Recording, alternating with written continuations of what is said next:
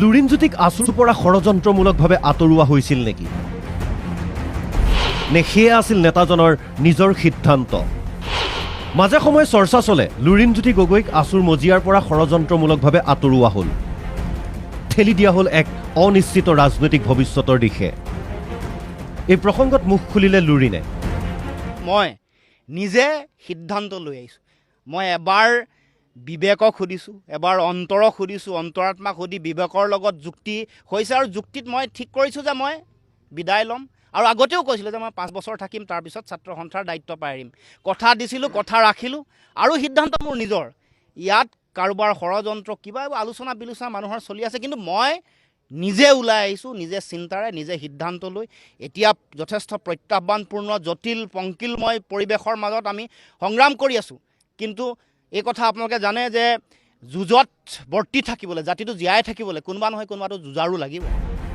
অসম জাতীয় পৰিষদৰ সভাপতিজনৰ স্পষ্ট কথা মানুহ মানুহৰ দৰে হ'ব লাগে পুৰুষ কেতিয়াও কাপুৰুষ হ'ব নালাগে মানুহ মানুহৰ দৰে হ'ব লাগে এবাৰ কথা কোৱাৰ পাছত বক্তব্যৰ হাল সলনি হ'ব নালাগে গতিকে মানে পুৰুষৰ দৰে মানুহে ব্যৱহাৰ কৰিব লাগে কেতিয়াও কাপুৰুষৰ দৰে ব্যৱহাৰ কৰিব নালাগে ইফালে আছুৰ সদ্য পদত্যাগী সভাপতি দীপাংক কুমাৰ নাথৰ বিবাহৰ আয়োজন চলিছে গোৱালপাৰাৰ ঘৰখনত কইনা গুৱাহাটীৰ উজান বজাৰৰ অধ্যাপিকা ডক্টৰ ৰূপা হাজৰিকা প্ৰাক্তন সতীৰ্থক শুভকামনা জনাই অনাগত দিনত অসম জাতীয় পৰিষদত যোগ দি দায়িত্ব ল'বলৈ আহ্বান লুৰিণজ্যোতিৰ আপোনালোক সকলোৱে জানে যে জাতীয় পৰিষদৰ জন্ম সময়ৰ পটভূমি